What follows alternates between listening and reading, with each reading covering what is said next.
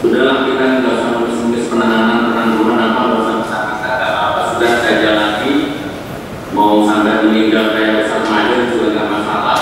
Bahwasanya Gus Nur ini itu satu kamar persis dengan almarhum Ustadz Maher. Nah, yang mana kita tahu kondisinya beliau menjadi almarhum sekarang, kondisi beliau semakin sulit, semakin sakit, sehingga beliau meninggal dunia. Jadi keluarga ini juga merasa subhanallah ya, sudah 4 bulan lebih ya kita ini tidak bisa menemui Gus Nur ya. Coba, luar biasa, ini kezaliman yang sangat luar biasa ini.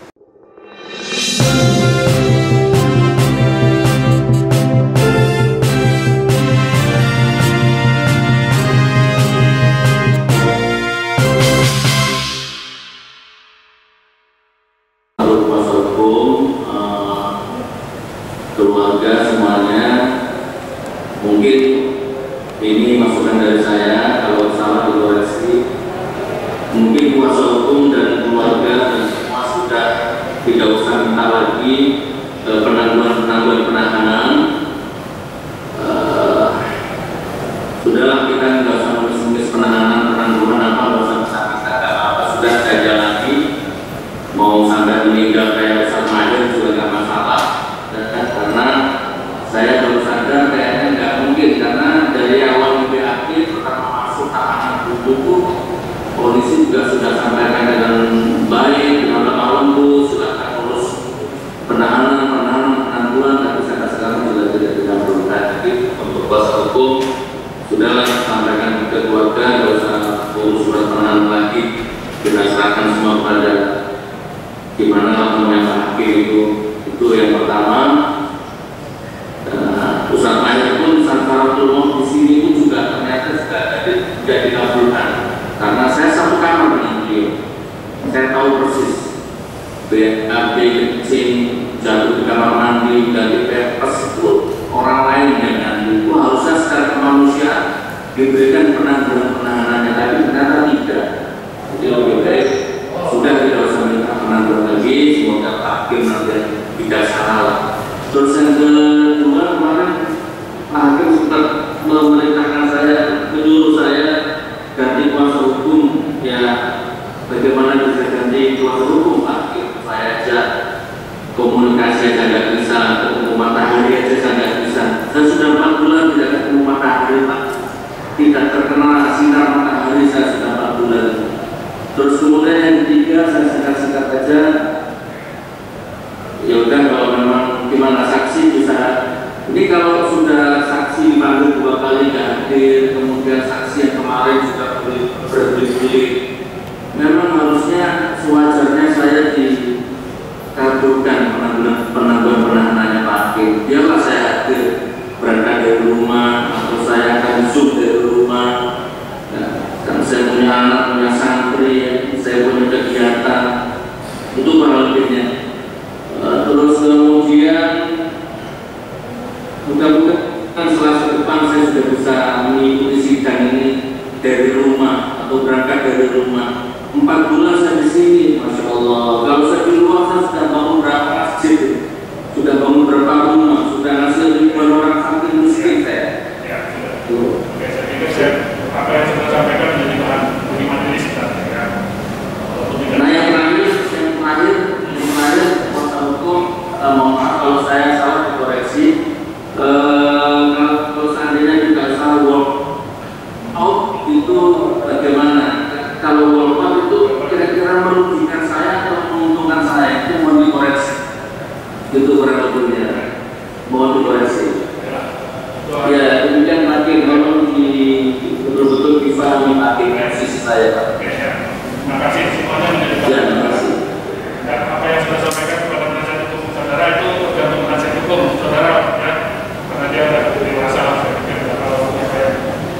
Nanti izin majelis hakim sesuai dengan kesepakatan tim kemarin, karena kami juga konfirmasi tetap seperti majelis yang sampaikan tadi dengan dasar perma tadi, kami juga sudah dari dasar aturan yang tidak sama. Oleh karena itu, dengan hormat kami juga di forum ini kami juga follow up seperti ya, kalau soal wafat jangan Ya, ingin konfirmasi. Oke, terima kasih. Terima kasih. Baik, demikian ya. Baik, berarti minggu depan saya sudah waktunya menghadirkan saksi yang saya minta. Belum, saksi jaksa dulu. Saksi jaksa dulu, nanti baru saksi saudara. Ya, bisa ya. Tiga, jadi saksi. Dan juga nanti saudara, kalau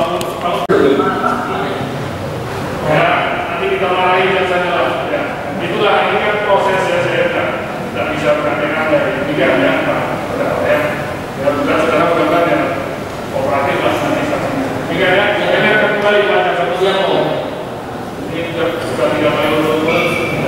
Ya, kalau dulu pulangkan saya hakim, pulangkan saya hakim. Ya. Baik, jika ini mundur masih untuk mendengarkan saksi dari penuntut umum hari Selasa depan kita cari. Terima kasih. Ya. Bismillahirrahmanirrahim. Assalamualaikum warahmatullahi wabarakatuh. Jadi terima kasih dari rekan-rekan media sudah hadir dalam persidangan Ustadz kami, klien kami Gus Nur. Tadi seperti yang rekan-rekan media sampaikan dan juga dari proses yang sebelumnya, kami dari tim advokasi pembelaan Gus Nur sudah menyampaikan kepada majelis agar yang pertama penangguhan kami ini dikabulkan atau setidak-tidaknya bahwasanya klien kami ini dapat dapat dihadirkan di dalam persidangan karena kami merasa kurang efektivitasnya dalam proses persidangan yang ada. Kalaupun itu tidak terjadi, maka kami sepakat di tim itu untuk call out, untuk keluar dari persidangan. Tadi saya masuk mewakili, itu tujuan adalah mengkonfirmasi apakah terdakwa hadir atau tidak. Karena terdakwa tidak hadir, maka sesuai dengan keputusan kami, hasil dari tim pembelaan Gus Nur ini, kami keluar dari persidangan. Kami komitmen dari apa pernyataan yang kami sampaikan. Ada beberapa aspek yang kami ingin sampaikan dalam poin yang pertama di sini adalah kami mempertimbangkan mengapa terdakwa mesti ditangguhkan. Bahwasanya Gus Nur ini itu satu kamar persis dengan almarhum Ustadz Maher. Nah, yang mana kita tahu kondisinya beliau menjadi almarhum sekarang, kondisi beliau semakin sulit, semakin sakit sehingga beliau meninggal dunia. Dan ini juga penasihat hukumnya juga meminta keadilan terkait mengkonfirmasi keadilan ini. Tetapi kami juga atas dasar itu juga meminta agar majelis hakim dapat menangguhkan. Tetapi pertimbangan lain majelis itu belum mengkonfirmasi apakah dikabulkan atau tidak. Tapi poin yang kedua adalah setidaknya majelis menghadirkan melalui memerintahkan jaksa penuntut umum untuk menghadirkan terdakwa. Dan nyatanya tadi juga dilihat bahwasanya terdakwa juga belum hadir di sini. Sehingga terdakwa juga menyampaikan seolah-olah kita ini menghemis hukum begitu loh. Seolah-olah kita ini meminta-minta hukum, padahal ini adalah hak klien kami, adalah hak kami untuk meminta itu, untuk menghadirkan terdakwa begitu. Sudahlah penangguhan tidak dikabulkan, menghadirkan terdakwa juga tidak dihadirkan. Padahal kami sangat penting mengkonfirmasi hadirnya terdakwa di sini. Dan bukan hanya itu, malah diperparah begitu. Saksi korban itu juga tidak hadir. Siapa ini? Pak Yakul. Gitu. Ada juga dipanggil itu adalah saksi yang lainnya adalah Bapak Kiai Sirot Akil Sirot begitu. Dan ini sudah tidak hadir begitu. Sudah 2 panggilan yang saya konfirmasi tadi ke jaksa penuntut umum bahwasanya sudah 2 kali panggilan ini juga tidak hadir begitu. Lalu pertanyaannya, sudahlah terdakwa tidak hadir, saksi tidak hadir, lalu untuk apa sidang ini dilakukan begitu? Apa urgensinya begitu? Jadi kebenaran materinya apa yang kita akan dapatkan begitu? Sehingga sesuai dengan kesepakatan kami tim pembelaan ini, kami all out saja begitu. Dan kami ingin mengkonfirmasi dengan peristiwa-peristiwa ini sebenarnya sejatinya mesti dipahami gitu loh. Majelis di sini seolah-olah jaksa penuntut umum itu tidak menghormati adanya majelis begitu loh. Oleh karena itu, karena penghormatan kami ya sudah sekalian, kalau memang kami juga tidak mau tidak diperlakukan seperti itu. Kami ingin dihormati. Oleh karena itu kami menghormati persidangan. Jangan sampai terdakwa tidak hadir, saksi tidak hadir, sidang tetap dibuka, setelah itu ditutup begitu. Besok juga kemungkinan juga seperti itu. Lalu urgensi hukum kebenaran materinya itu di mana begitu? Seolah-olah ini anggapan masyarakat ini seolah-olah apa saja formalitas saja. yang terjadi sidang ini gitu, karena para pihaknya tidak hadir begitu loh. Ini yang kami ingin tekankan agar kedepannya majelis ini memberikan kesempatan kepada terdakwa untuk hadir gitu. Kalau alasan beliau itu adalah perma, tadi majelis juga sampaikan, majelis hakim sampaikan tidak hadirnya melalui Zoom segala macam ini karena adanya perma. Kami juga ada aturan hukum. Kehadiran terdakwa itu juga permintaan hukum dan itu hak kami untuk memintanya, tapi lagi-lagi majelis mempertimbangkan yang lain. Tadi kami sampaikan juga ke jaksa, kenapa tidak bisa dihadirkan? Kami bilang ini keputusan dari atas begitu ya. Kita juga bingung begitu. Kita minta ke majelis hakim jawabannya seperti tadi, kita minta ke kejaksaan jawaban seperti itu, ya sudah. Untuk karena itu ya sudah, kita walk out saja gitu agar masyarakat mengetahui kondisi yang ada. Kami berharap keadilan, tetapi justru hukum yang terjadi seperti ini, persidangan saja kita melihat berat sebelah seperti itu. Itu mungkin yang bisa kami sampaikan pada hari ini, hari Selasa tanggal 16 Februari 2021 di Pengadilan Negeri Jakarta Selatan atas nama tim advokasi pembelaan Gus Nur, PH beliau. Terima kasih teman-teman rekan media. Assalamualaikum warahmatullahi wabarakatuh. Ya, saya tambahkan dari keluarga Gus Nur ya. Kami menasihati kepada Bapak Hakim dan Bapak Jaksa Penuntut Umum ya. Jadi keluarga ini juga merasa subhanallah ya. Sudah 4 bulan lebih ya. Kita ini tidak bisa menemui Gus Nur. Ya, coba luar biasa, ini kezaliman yang sangat luar biasa ini. Ya, kalau tadi dijelaskan proses hukumnya sangat sumir, bahkan tidak profesional, bahkan sangat lemah sekali, saudara sekalian, ya luar biasa. Dari pihak keluarga ini 4 bulan lebih mau menemui saja tidak bisa, ya. Dan penangguhan okelah tidak diberi. Gus Nur ini sebagai terdakwa dihadirkan. Kalau ini adalah permasalahan protokol kesehatan, kami yang membayar, ya, membayar swab, ya, atau rapid test antigen, ya, berangkat kita swab, pulang kita swab, apa masalahnya? Ya, jadi kriminalisasi, ya, diskriminasinya luar biasa, ya, berbeda. Ada yang dilaporkan oleh Gus Nur ini, Gus Arya, juga Kaharu mengatakan Gus Nur ini setan, Gus Nur ini iblis. Sudah 1 tahun lebih tidak ada proses kelanjutan sampai saat ini. Apakah ini tidak kriminalisasi? Apakah ini tidak diskriminasi? Ya, saya sampaikan nasihat kepada Bapak Hakim. Ya, kami merasakan ada benarnya yang disampaikan oleh Pak Mahfud sekarang ini ya. Malaikat ini masuk ke dalam sistem ini saja bisa menjadi iblis. Ya, coba. Mungkin ini yang terjadi, sudah tidak ada hukum, tidak ada keadilan lagi.